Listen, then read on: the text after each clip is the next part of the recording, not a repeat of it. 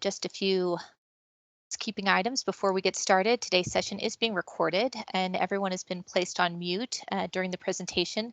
We will be taking questions during and after via the chat applications in Teams. So as questions arise, don't hesitate to use that. If you're not familiar with Zact, we're a solution-focused consulting firm and Microsoft Gold partner headquartered at the base of Utah's Silicon Slopes.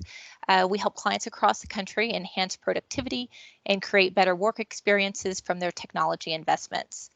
We have a team of architects, developers, designers, analysts, and project managers, all passionate Microsoft experts who bring innovative approaches and best practice methodologies to our client partnerships. We want to really help you get the most productivity out of your tools like Office 365 and help you organize, share, and secure your documents and information. Excited to have you join us today to learn more about how to use lists to better track and organize your information across your work teams.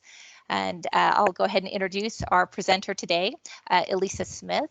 Elisa has been a software applications facilitator for over 20 years. She's also been a technical writing consultant and adjunct instructor at the Davis Technical College and Weber State University. She's taught classes for Nike Corporation, as well as for local Utah companies like Lifetime Products. Elisa? Hi, everybody. I am here. Let's get things started. I did want to let everybody know that I am going to be having you post questions to the chat, or if you want to save your questions for the end, that's great too. But really appreciate you joining. I am here. I'm just kind of being slow, but thanks for joining us. I will probably turn off my video camera once we get started. Super excited to be sharing information about Microsoft Lists. It is the cutest little app. It does a lot of really fun stuff. So as we get going, just please remember that if you have questions come up, you're more than welcome to put them in the chat or save them for the end. At that point, we'll let people unmute and you can go ahead and we'll go over the questions at that point. Promise we'll keep things to an hour because I know this is kind of short and fast. So I'm going to go ahead and switch up and we are going to get started with the party, right? That's why you're here, is to see this cute app. You know, one thing that I really like about Microsoft Lists as I go ahead and do this switch over here in our screen share, I'm going to be doing my demonstration environment, a user by the name of Megan. So if you hear me talk about Megan, she's the person that I'll be demonstrating from, and it takes just a minute for this screen share to switch over, but we're going to be seeing Megan's desktop. So the reason I like to just do this little spiel at the beginning is I've done quite a bit of training on SharePoint over my training life, and SharePoint has really over time kind of gotten a bad reputation. And I think part of that is because it was so different when it first came out. A lot of people were using SharePoint on premise, and some people still are. Some of you might be, actually.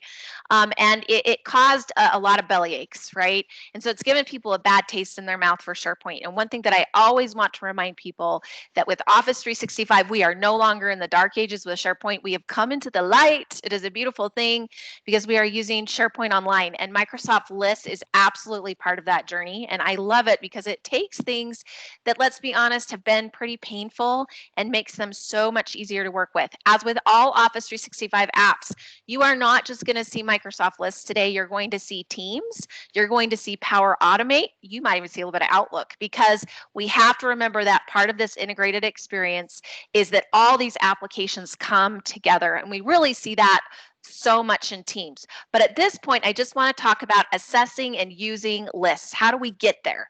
So first of all, the Lists app is part of Office 365. So we're going to come in and go right to the Office 365 homepage for Megan.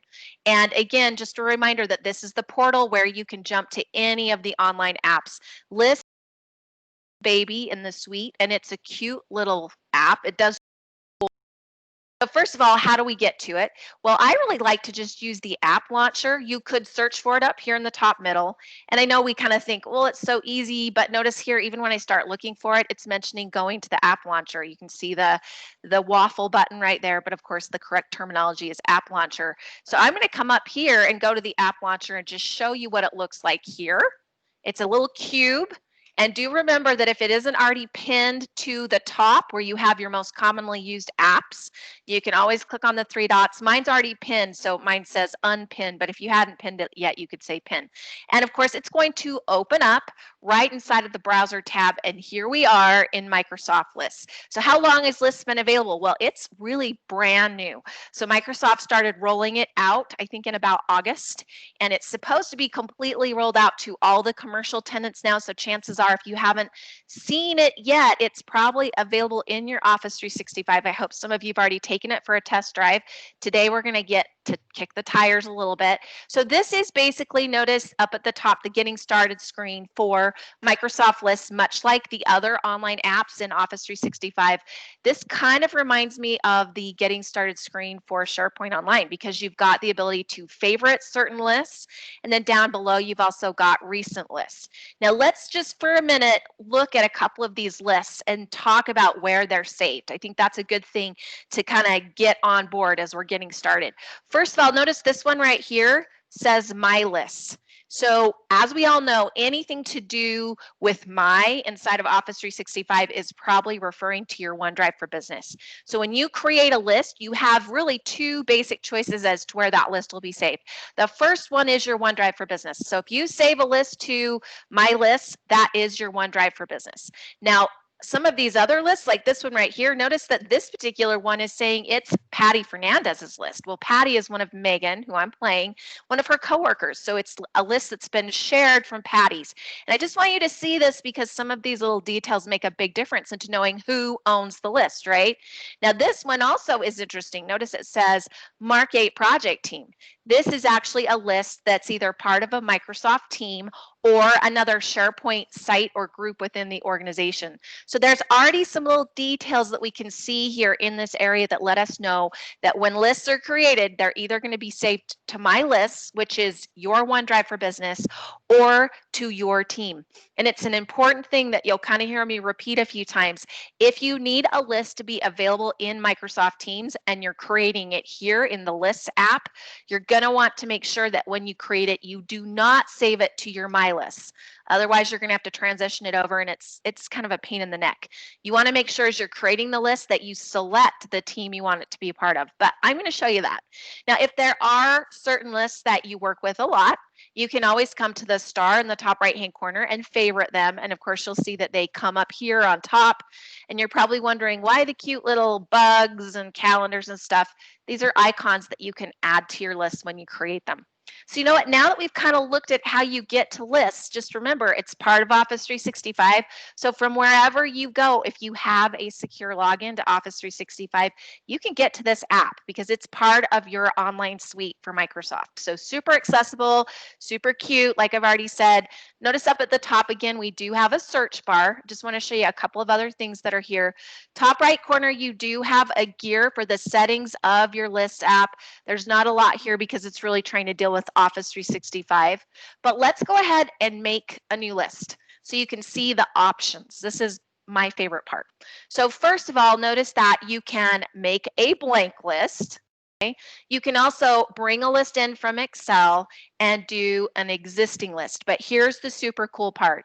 And I know that some of you are probably already familiar with these. They've made templates. This is like Christmas morning, right? If you're in the Microsoft apps, these are pre-made lists, basically SharePoint lists with really pretty fancy formatting where I don't have to go in and program all those fields. And I have to tell you, I've done it and I'm really excited about these.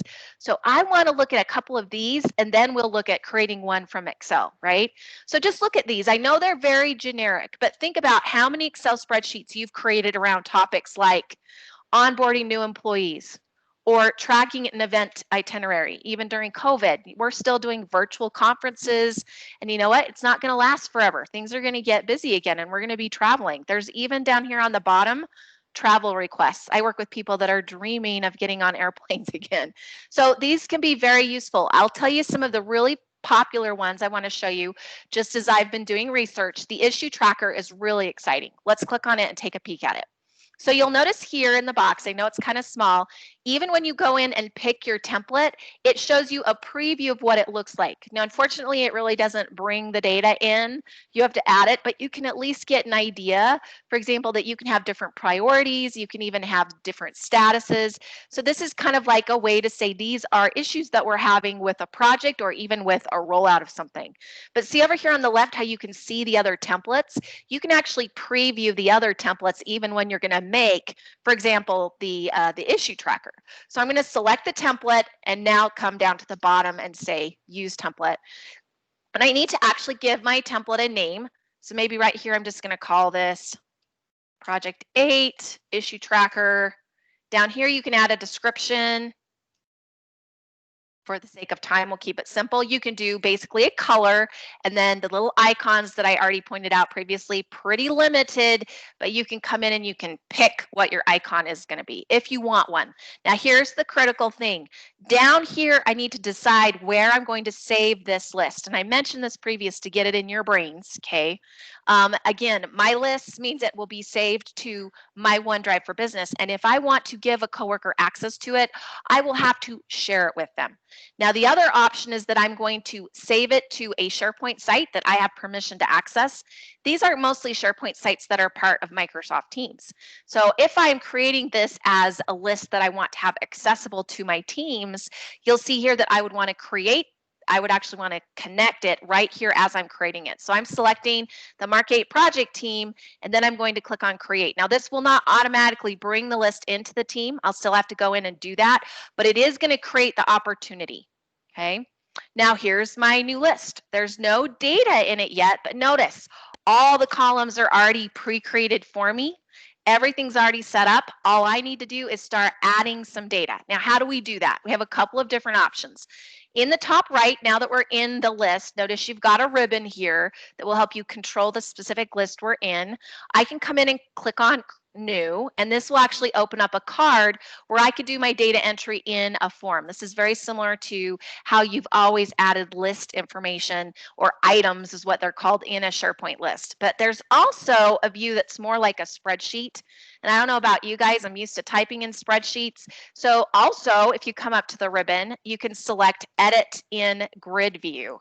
And this again opens up the list so that you can basically add your items to the list in basically a row. So for example, notice right here in issue, I can start typing. Maybe this is going to be a number, okay? And then I can type in an issue description. I'm not going to do a ton of data entry, I promise. Sorry, but I just want you to see what some of these fields do as we're typing them in. And again, because they come from a template, they have preset properties. So like notice this one, you're able to set a priority. You don't have to create this dropdown. It's already in there for you. And yes, could I have created this on my own in SharePoint Online? Absolutely. But guess what? I don't want to. I want Microsoft Lists to save me the pain, and it does. Also with status, you'll see that status is going to be, where is it? Is it in progress? Is it, what's the issue? So this would be a way for a group of people in this team to basically have an issue list that they're keeping track of. Here's the other cool part. Remember how I assigned this list to be applicable to a team? Well, notice as I start typing in names, it goes to your Active Directory and allows you to bring in those team members and actually assign them in the list. And date fields are already set up. There's a date picker. So notice I can come in and basically say hey, it was reported today. And the date old, we'll come in and look at that. If there was a website, I could actually put that in if there were even images. So you can see here how it's made to track issues. Now, when I'm done, if I want to exit this view, all I have to do is come up here to the top, say exit grid view. And again, I haven't finished filling it out, but notice how it saved the record even though it wasn't finished. I don't know if you saw that, but over here, it had already started saving it. So I can just create my list right here in the list view based on that template. And again, it's not completely done, but it's saving me having to create the list from scratch and also having to do all the properties for each of my columns. Now let's take a peek at just one more so you can kind of see how easy they are to work with. To get back to the main list view, I'm just going to come right up here next to, again, the waffle button or the app launcher and select Microsoft Lists. My list is automatically saved. In fact, when I come back If I look down here, and sometimes, just so you know, it does take a little bit of time, I would see it right here. Okay, and notice again, the Project 8 issue tracker has actually been a project we haven't. So we're going to put that on the back burner for just a couple minutes as we look at a few other cool things you can do while you're right here in the Lists app. Now I want to just look at one more template. So for this one, we're going to go back to New List. And again, I want to come down and we've got all these different lists that we can pick from. But another really popular one that people like to use, or at least I've seen people use, is the event itinerary. Planning some sort of an event. And again, we're getting a preview of what it looks like. And you might be thinking, okay, lists, what kinds of things do we put in lists? And I was thinking about this before the training. And something that is crazy is how many things we do store in lists. In fact, just about everything that is, for example, saved in forms online, behind it all, it's a list. So we don't think of lists as being something that's very prevalent in the software that we use, but behind the scenes, just about everything is in lists. It's pretty crazy. So for this right here, maybe I'm just going to call this my 4th quarter 2020 virtual summit, because you can name these whatever you want. And maybe for right now, it's just going to be created in my list. So right now, I would be the owner of this new list. Now with this one, again, we get the prepared column headings. And again, I could come in and start doing my data entry by filling out the form, but I love using the grid view because it's more like editing it in a spreadsheet. So when I click right here, I can go ahead and just start typing in what I want my first session name to be called. And you can just see how everything's prepared for you already, so you don't have to go in. And again, with speakers, if this is someone who's from inside my company, as I start typing in the first few letters of their name, it goes to the company's Active Directory, finds the name for me, so I don't have to select it. And right here with session type, this is actually still with Diego, allowing me to select more than one person. Say 2 people were going to be involved with that. Now, when I'm ready, I can actually come over, because it's kind of stuck there, and click away from it and then back in it. With session type, you'll see that it's assuming that it's an event. So what kind of a thing is this? And for example, we're going to say this is a panel, and we're going to go ahead and give it a description. And then I can say the start date of the event. So again, we're seeing a lot of those similar fields, but again, the benefit is that with this one, because it's an event, you can actually set the start date. And you can even come in and set the end date for this specific part of the event. And I just forgot what our date was, so sorry about that. Sometimes when you're talking and you're typing, your brain doesn't quite stay connected with your fingers.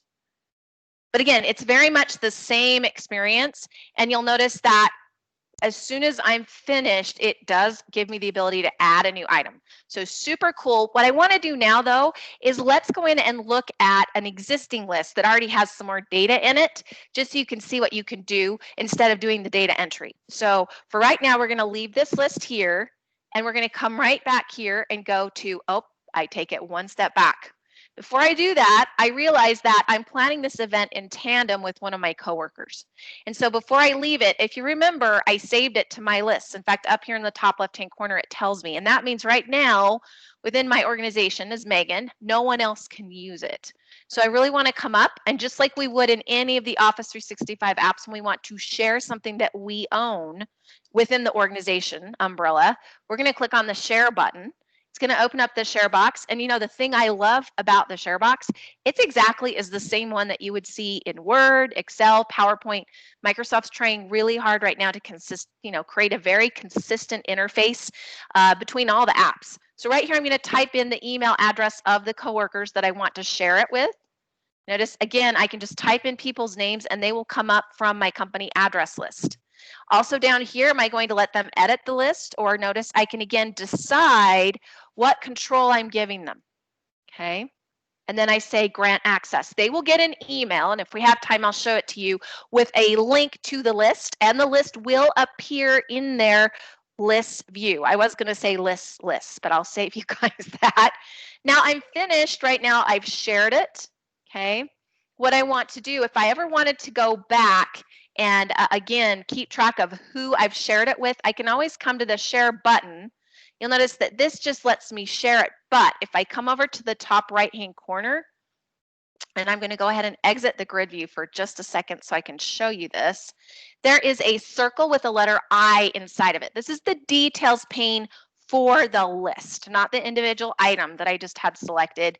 When I click on this, it will take me in and show me who currently has access to the list. These are the coworkers I shared it with. Notice underneath I have a manage access option that will let me go in. And again, I could change their access. Like I could say, hey, she needs full control. So I've now granted, Patty basically has become an owner of the list like me. And if you make the list, you're the owner, okay? But again, you can always take away ownership, or you can always grant other people access to the list. Very similar to the rest of your Office 365 apps. To close that details pane, we just click on the circle letter I again, and it closes. So let's go ahead and get back to lists and take a peek at an existing list and some of the things that we can do inside of that list. I know I've said the word list like a million times, sorry, but I know you guys get the idea. So what I want to do for just a second is come into this one right here. This one has quite a bit of data in it. Okay, and when we're in here, just some basic reminders of some of the things that you can already do in a SharePoint list that you can also do here. One of them is, of course, the ability to sort and filter. And this is the point where I think it really helps if people have used Excel before. Because when we come here, you'll notice that you've got your two ascending and descending order where you can sort.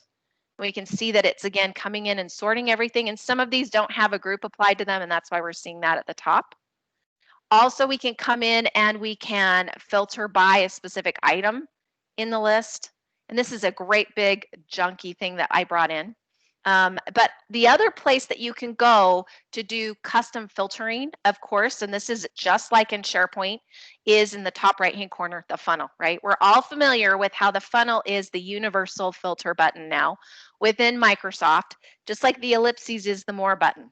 So when we click on the funnel, you'll notice that here's the other cool thing. It's pre-creating filters for me. So notice it's looking at the data and saying, hey, you need to filter by the fiscal month column, or, well, here are some of your options. I select one and it's going to pre-filter the data for me based on that. And now if I scroll down a little bit, you'll see it. This data needed to be cleaned up a little before I brought it in, but for the sake of time, now we can see how it's been filtered. Also, the funnel next to the side, notice that. If I click on it, it's telling me that it's been filtered. Now to turn the filter off, I can come right here to the top right of the filtering pane, click on the funnel, and that would remove that filter and turn it off. If we scroll down a little bit, we'll see again that there are going to be filters for all the columns where it's looking at the data inside of there and saying, hey, you want to filter by this item? Well, then I'm going to go ahead and let you do that. If I scroll way down, we'll see now that the line item set to auto has been filtered. So very similar to what you already have inside of a SharePoint list. Now we're just seeing it in a separate app. And again, it's much easier to work with. Now, before we go into more detail in those filtering and sorting, I want to go ahead and slow down, remind everybody, type your questions in the chat, but I want to show you my top favorite thing about this. That is how easy it is to bring Excel data in. So what we're going to do at this point is create lists from Excel. But before we start, there are a few getting started steps that I'd like to just tell you these are best practices. And they bring into, again, some really basic Excel skills that if you can do this before you bring your lists into the list app, it will save you a lot of grief. So I'm going to go back to the getting started screen of Microsoft Lists, and I want to just open up the Excel spreadsheet that I'm going to be working with so you guys can see what it looks like. So again, I've already synchronized Megan's OneDrive. She's using OneDrive for Business, and in here she has a spreadsheet called booking 6-1. And if we open it up, because it's been synchronized, it opens in the desktop app. And what I want you to see here is that there's about 200 rows of date. Oh, 60 in this one. Sorry, I got excited there. So it's not very big. It's pretty small. But I want to be able to take all the data here in the Tuesday sheet.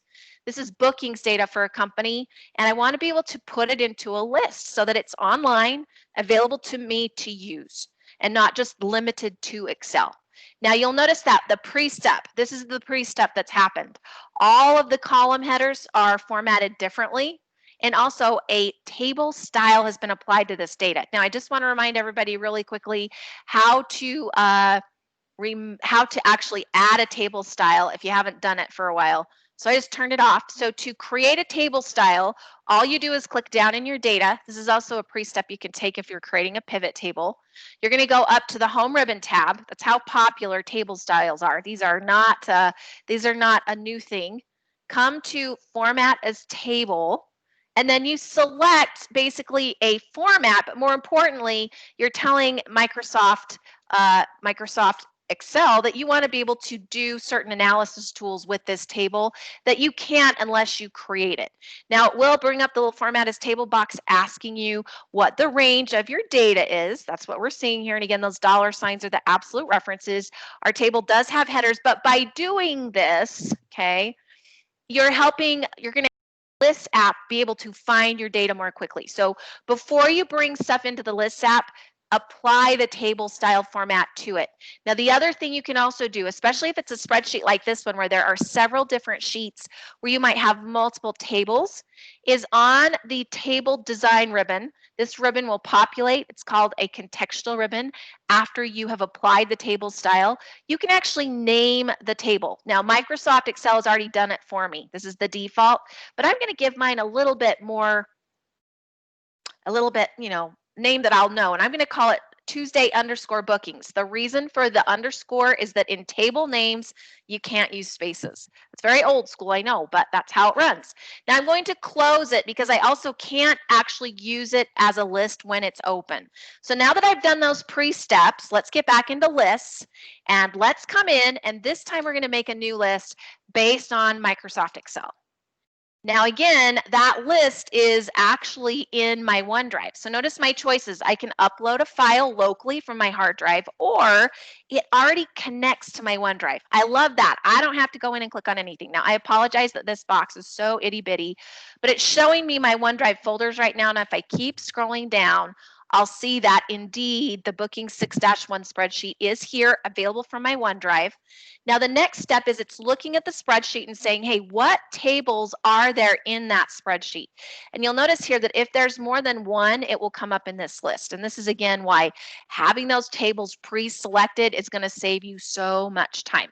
Now we're not done yet because the next step is really the mapping where you go from Excel to lists. And that's exactly what you're seeing here. This is where it's asking me, what I want from Excel to come into my list as. And so notice right here, I can come in and set, again, the type of data that will be going in through each of these.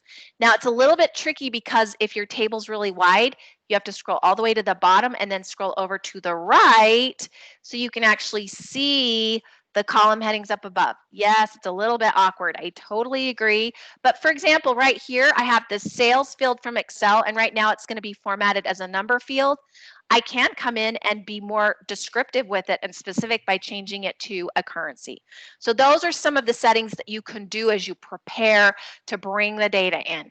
And then I'm going to go ahead and click on Next. Now again, this is telling me, hey, this name has already been used, so I'm going to go ahead and call it something else. Again, you can set your logo color and the icon representing it. Now again, where are we going to save it? Are we going to save it to my list, or are we going to save it to maybe a different list? In this case, I want to share it with my sales and marketing team, so I've already gone ahead and done that, and then I'm going to click on Create. Now, this is another thing I found as I've been starting to use the Lists app. If you're bringing in, last night, for example, I tried to bring in an Excel spreadsheet with 5,000 rows in it. And I totally know that that's not a very big spreadsheet, but it took several minutes. It did work, but I think it took about 20 minutes. Now, part of it could be that I'm using a really slow Microsoft training environment. Okay, but do know that if you're bringing in a lot of Excel data into the Lists app, it is an upload that's going on, or a transfer from your OneDrive from Excel into Lists. So when you do that, prepare for a little bit of time. Okay, but what we have just done is we've created a list from an Excel spreadsheet table. And now if we look, it's brought all that data into Microsoft Lists. And for all intents and purposes, for any of you that have used SharePoint Online before, here is your SharePoint Online list from Excel. And yeah, this is something that you could already do from SharePoint Online, but this just makes it easier. Okay, now that it's here, let's talk about some things that we can do to create some custom views.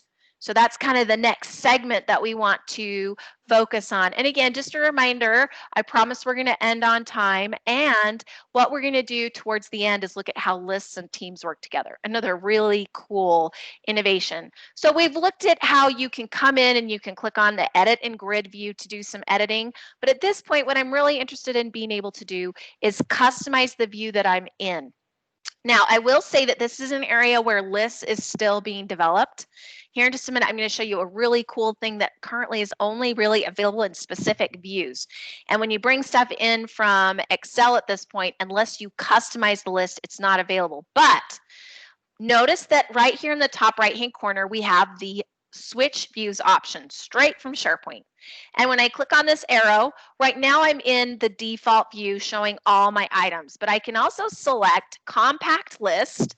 And notice basically what it does is it takes the row height and limits it. And the benefit of this is, especially if you're working on a laptop or heaven forbid a mobile phone, because yeah, list is available on mobile devices. This allows you to see more because we all know that real estate on a computer monitor is really important, right?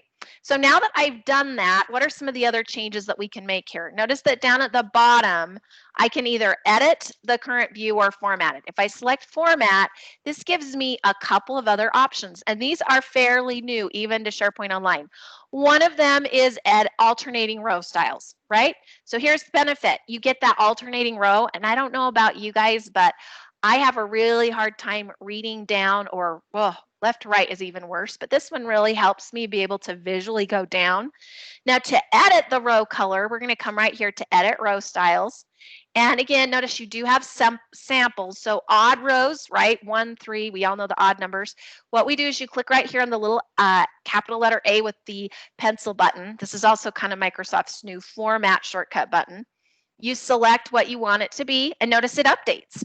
Again, if you want to do a different color for the even rows, you can also come down and do that.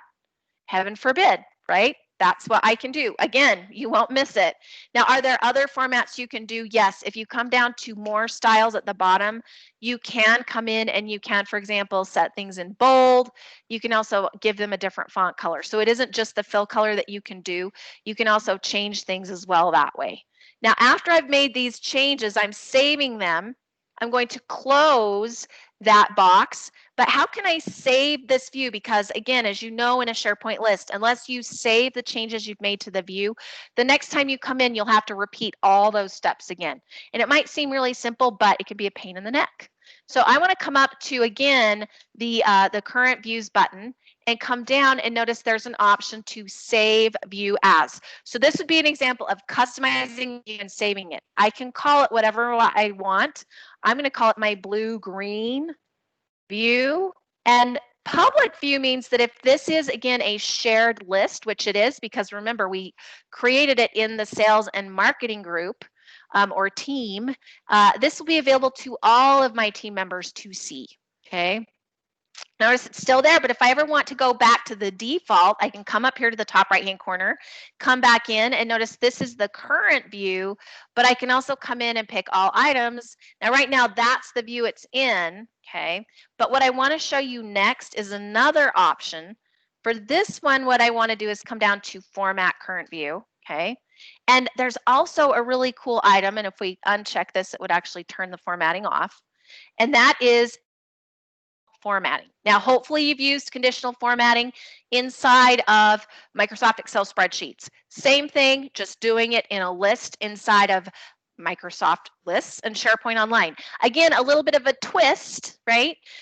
Because it's not going to be based so much on a formula as it is on what's in the cells. So for example, right here, I have bookings. So if we kind of scroll down a little bit, we can see the different bookings. So right here, you can see that right now it's saying show values as, but I have an if. Okay, so we've got different choices. So mine is going to be based on bookings. So if the bookings column, okay, and notice again, now we start getting our more familiar conditional formats for those of you that have come from Excel, is greater than, less than. Hopefully you guys can see that list and we can really kind of start making a connection how this is similar to what you may have done with conditional formats in Microsoft Excel. What I'm going to do is come in and say if the bookings is greater than or equal to, in this case, 5, not 65, okay, then, and notice I can come in, show the list item as, it can be that simple. That could be my condition. Now I have to come down and pick the formatting change because that's exactly what a conditional format is. When you hit that conditional toggle, then the Bing effect, that conditional format comes into play. So again, we have the format shortcut button that we'll click on. And again, it's very similar. I have the fill colors that I can pick from. We'll kind of go with the Halloween theme there, right? And if I click on it again, more styles will give me the ability to come in and do things like change the font color. All right, and so I hope you're seeing what's already happening here, right? Again, if we remember that conditional format is set and I'm saving it right now, and then we're going to close it. Anytime the bookings are greater than or equal to 5, it's going to, again, turn on that conditional format. And again, we're seeing how that makes stuff pop inside of our table, our list. And can you layer these on and add more than one conditional format? Yes, because when we go in there, right, and go to Format Current View, I'll see that I do have a current conditional format on. I can manage rules. So here's my first one. Notice here I could add another rule. But for the sake of time, we're going to keep on rolling. But I hope you're starting to see this idea that, wow, this list thing has a lot of cool stuff that I've actually kind of used before. And even if I'm not a big fan of SharePoint lists, lists is making SharePoint lists look pretty fun. And really, it is. Now, I want to add one more cool little thing, and this is a totally thing that I am not a big fan of some of the Power Apps and Automate, but I have to tell you that within lists, they are really cool because they've, again, made the integration so simple. So notice right here that this is what used to be Microsoft Flow. Power Apps is also available where you could actually connect a custom app to your list data. But with Automate, we're looking at creating basically workflow automations. And what's really cool is there are basically templates for these that come right into lists. So I'm going to select Power Automate and then create a flow. And notice that right here, it already suggests for me really popular ones that will do simple things like send a customized email when a new SharePoint item is added, or start an approval when an item is added. There's even one down here at the bottom that will post a message to Microsoft Teams when something happens. So, and I just want you to see how easy these are to use. So sends a customized email when a new SharePoint item is added to the list. This would let the owner of the list know. Now, when you select it, it does take you into the Power Automate or Microsoft Flow window, but notice it's taking me to that specific one. So it gives you lots of background on what it is. And then down below, if there isn't a green arrow, you click right here and then it'll turn into a green arrow. And that's how you know that it's connected everything. But all you have to do is click. And then you click down here on the bottom to create the flow, okay? Now what will happen once it's done, it takes you to a detailed view where you can actually see what it's doing. Over on the right, you can also come in and edit the permissions. But notice I've never mentioned the word coding here. I haven't had to actually go in and do any kind of computer coding. Everything's connecting for me. Also, it keeps track of a history down here for me. Up at the top, I can share the flow. I can also make it into a template, and I can even turn it off. But I actually want it turned on. And again, the reason I'm showing this is just that you can go straight from a list to adding Power Automate to help create automatic updates and even workflows that generate from activity in your list. And I do think this is a super cool integration. For the sake of time, this is all turned on, and I just want to show you now it's been created. If I were to close the tab for Power Automate, list is still there, right? And if I ever wanted to get back to that specific Power Automate or flow that I'd made, I can click right here, And notice once I click it, takes me into Power Automate, and then it says see your flows.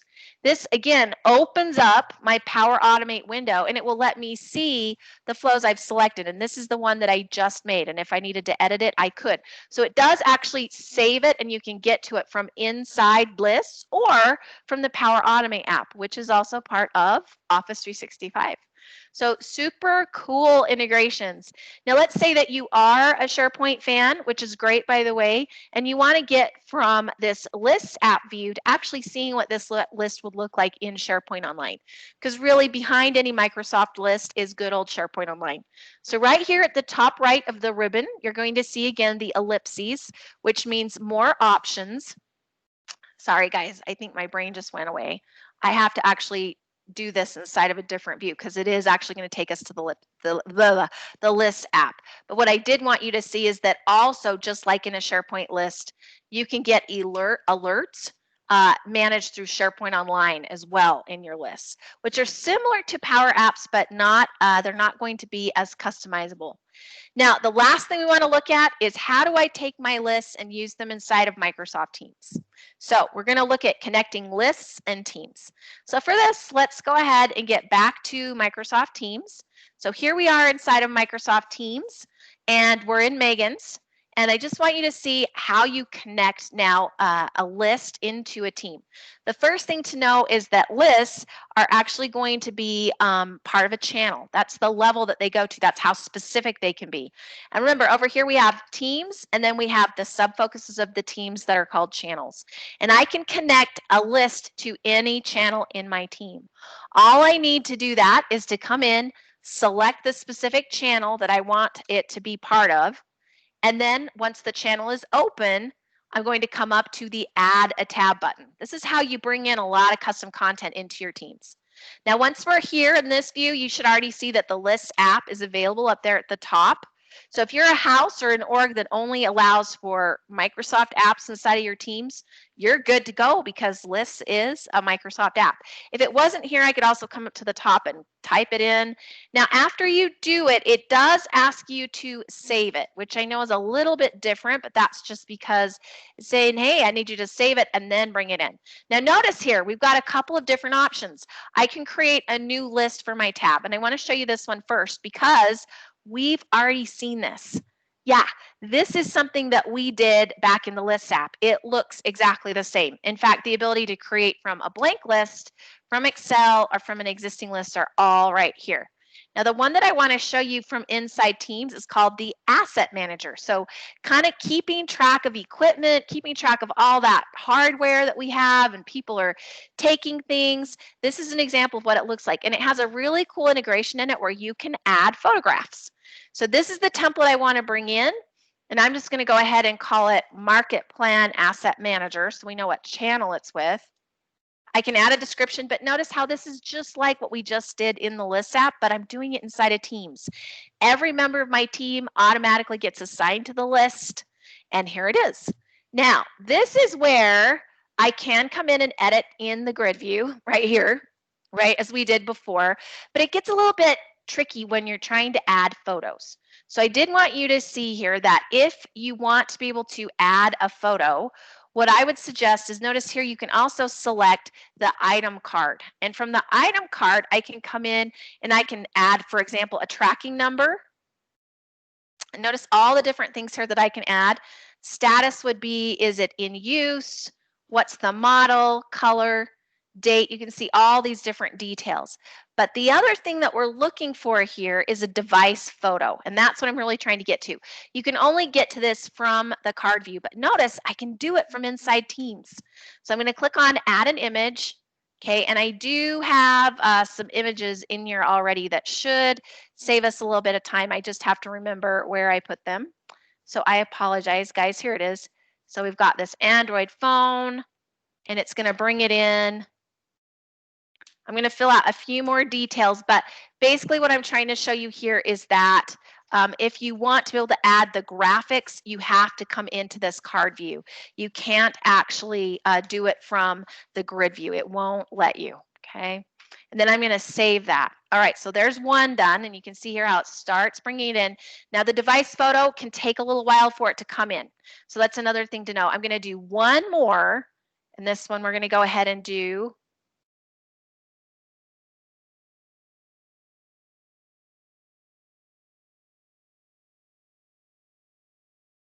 And this is the same thing as doing it inside the table. It's just I'm doing it on a card.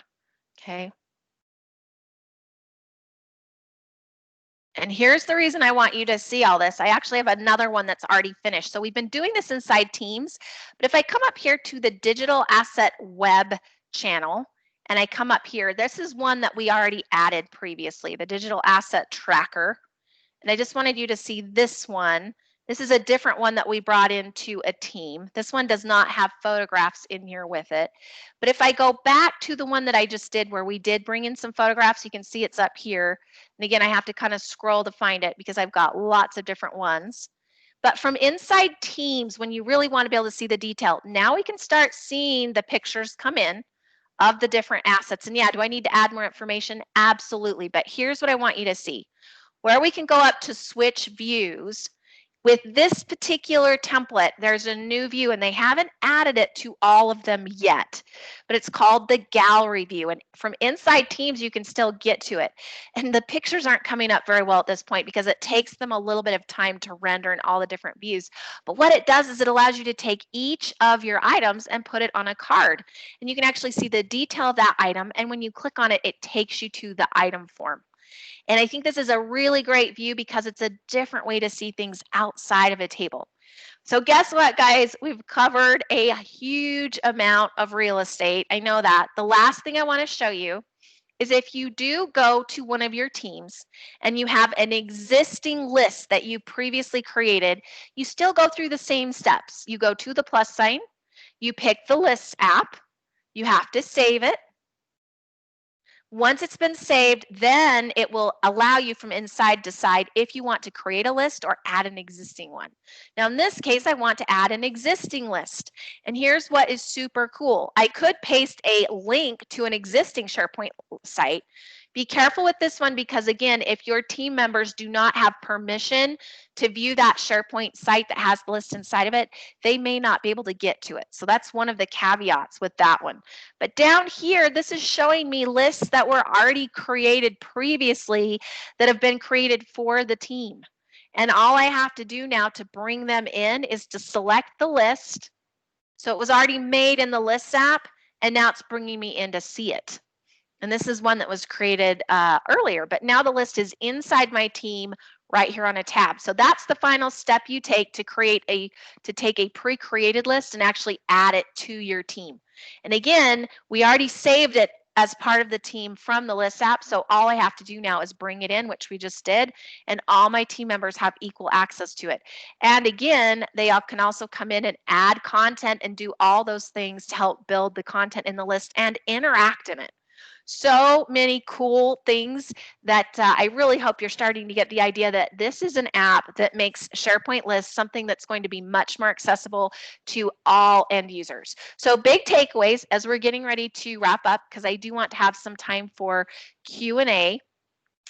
List is available in both the commercial and government tenant. Now, what I do not know is if they've rolled it out in the government tenant yet. I know the commercial tenant, it's been rolled out to everyone as of right now. So if you haven't checked it out yet, go to Office 365 and see if it's there. Do keep in mind that your IT can control whether they roll it out or not, right? So if you don't see it, you might want to, ring somebody and say, hey, have you guys turned on the Lists app yet? The other big takeaways is that it's part of Office 365, as I've showed you over and over again. The thing I haven't shown you today is that it's also available on Android and iPhones as a mobile app. And of course, the biggest difference is that it's smaller, right? You have less room to see stuff, but yes, you can access lists from your mobile device. You can also access a list inside Teams from the Teams mobile app, but you can't create lists in the Teams mobile app. It's more limited. So super cool application. And I really think that one of my favorite things is that when you go in to create a new list, check out the templates. They are so fun and easy to work with. I still hate data entry. That's why I'm also a huge fan of bringing something in from Excel. I know there's still a lot of things we didn't look at, but I really hope this has helped give everybody, get you a little bit excited about the opportunities here. So at this point, I want to go ahead and slow down and turn the time over to all of you. I know people are muted right now, and I did see a question posted in the chat, but we'd love to have you guys start to, I'm going to go ahead and turn off the shared screen as well for just a minute. If we need it, I'll bring it up again. But a huge thank you to Zach. Larissa, as we head into this Q&A portion, is there anything you want to add as we're kind of going on the downhill slide? I think participants should be able to unmute themselves if you have a question, if you want to ask that directly, or certainly you can post it in the chat. Thank you so much. It's great to have someone else here to support the back side of things. The other thing that I am going to put into the chat, these are just some good sites with info about lists. These are websites. This time they're not all Microsoft. Most of them are, but not all of them. And I apologize for that. But guess what? Lists are so new. Microsoft's published a little bit, but not a ton. And so some of these, again, this is not a have to, but I always like to do that. So to get to these, you're going to want to go to the chat, and I'm just putting them in right now. I had to add an extra space. So if you go to our chat in the Teams meeting, go up to the top right or to the middle, look for the sticky note button, click on it, and I just barely posted those into the chat. So hopefully everybody can get to that. So in Outlook, that's a great question. It isn't. It isn't in Outlook. So list is only going to be available to you from Office 365. So you have to go to the office.com website, log in, and then that's how you'd get to the Lists app. And then those websites I just posted to the chat of our Teams meeting. And if you can't find that, let me know. Don't be embarrassed. Okay, guys, what questions do you have? I'd love to take a minute and kind of chat with people. I know that someone did ask if Lists is part of the E3 license. I need to find out really quick. So I apologize on that one. I think it is. So my gut right now is that it is part of the E3, but I'm going to find out really quick for you. Any other questions while I'm doing that?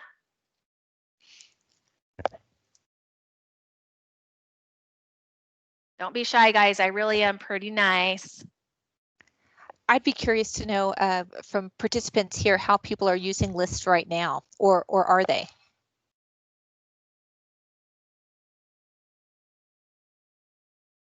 Okay, I see Rachel's logging in to see if it's included. So I guess that brings up another. I have a question on that. Is this something that your admin would need to enable, or is this part of default systems that are already enabled from a workplace admin standpoint? So from what I understand, it is something that the admin does have to enable, but I'm pretty sure from what I'm reading that it is part of the E3 licensing. But if Rachel can find out, that would be so awesome for us. But again, the other thing to know is that it's still rolling out. There are still maybe organizations that don't have it yet, especially down under. So like what I'm reading is places like New Zealand and Australia. Unfortunately, they're usually the last ones to get the fun stuff, even though they're such cool places. And so they still may not have it yet. But let's see if we can find out for sure.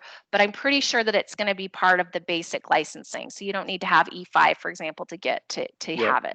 My company uses an E3. We have it available inside of Teams. It hasn't hit office.com landing page though.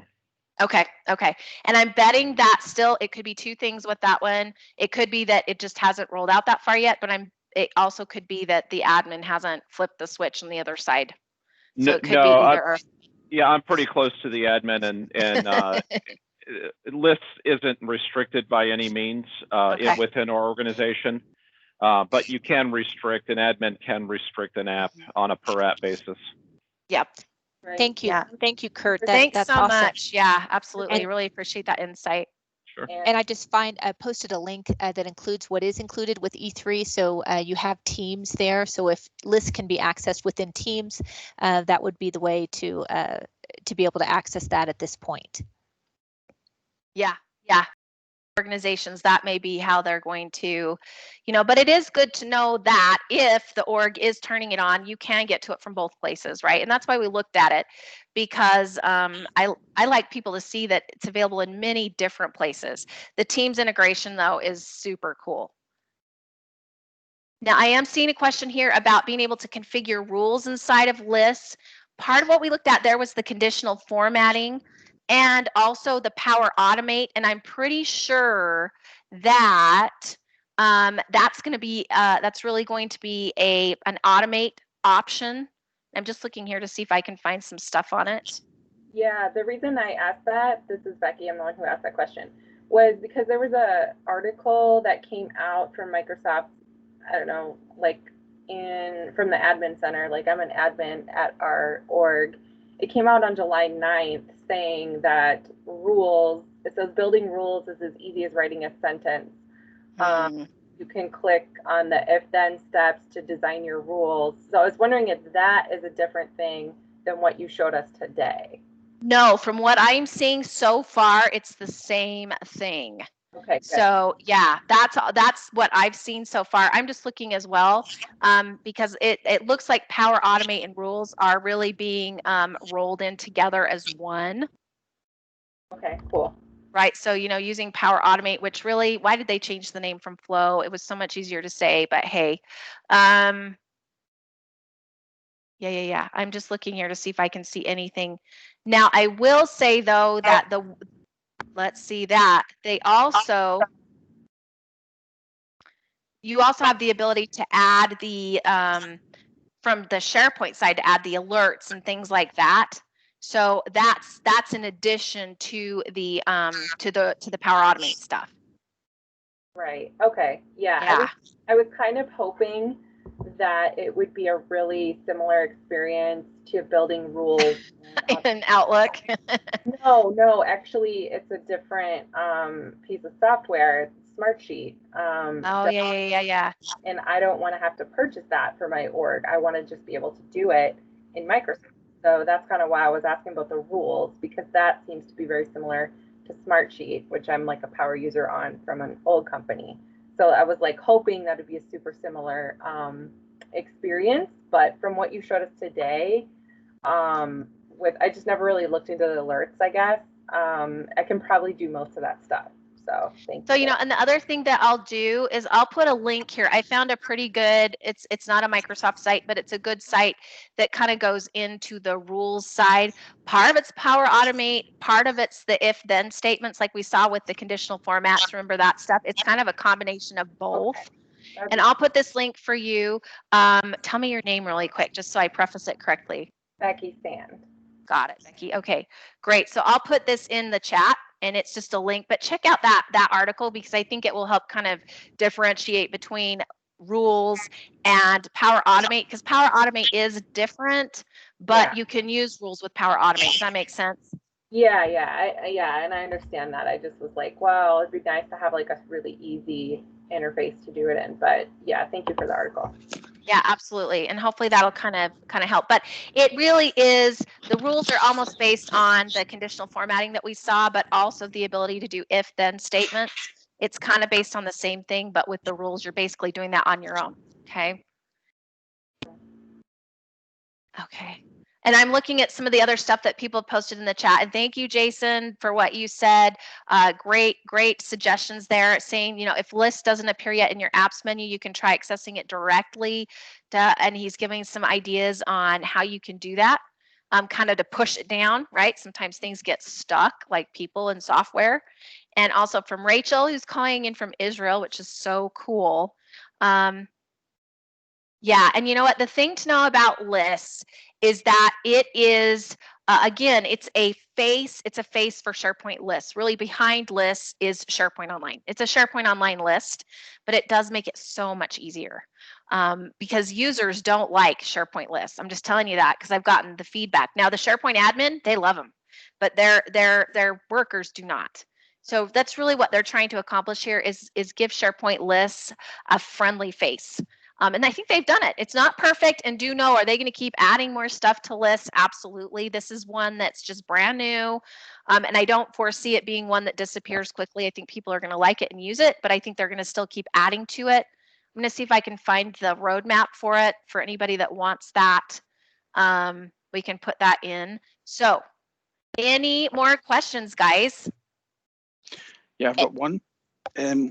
One important from Excel is there a limit on the columns that you can import into lists? You know, I'm pretty sure there is, because that's going to be based on Excel being able to bring in such large amounts of data. So that is a great question. And on that one, I'm not sure. So I need to do some research on that one. If you want to give me your email, then I can follow up with you. But I'm pretty sure there is, because if I remember right, SharePoint Online does have a limit on that. Right. Okay. And that will come over, but I don't know for sure.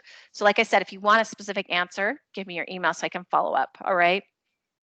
And for all these great questions, we're going to be posting both the recording as well as resources and answers to several of these questions, both those that we've answered and some that we're still doing a little bit of research on for very specific questions. And that'll be on the Xact website. And then everybody that's participating will receive an email to that link, so you can follow up if you've forgotten one of these FAQs, or if something additional comes up that we found that we think is relevant. We will definitely be sharing it in that location.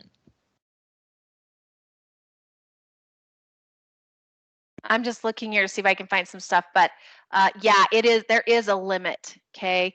It says here you can store up to 30 million items or files in an Office 365 list. But when a list shows a view of more than 5,000 items, you may run into a list view threshold error. I think I ran into that last night a few times when I was trying to bring in some stuff. But again, if you want more specifics, give me an email so I can follow up with you. Guys, I know we're past time and I promised we'd end on time, and that's something that's really important to me because I really know you guys are very busy. It looks like a few people have already left, so smart people. If you have more questions, feel free to hang out with us because I'm not leaving. I just want to make a hard stop to let people know that we're being very mindful of time because we know you guys are all very busy. Huge thank you to Zach and to everyone for joining. I hope this was helpful, at least gave you a jump start on all the cool things that are possible. And like I said, if you asked a question and I didn't give you a decent answer, provide me with an email so that I can follow up. All right. Thank you, everybody. We really appreciate you joining. Check out Zach's website. They are going to be posting more events in the coming months like this one, and this will be posted as a recording to their company website. Thank you so much. And like I said, let me know if you have more questions. Okay, we'll be ending that recording.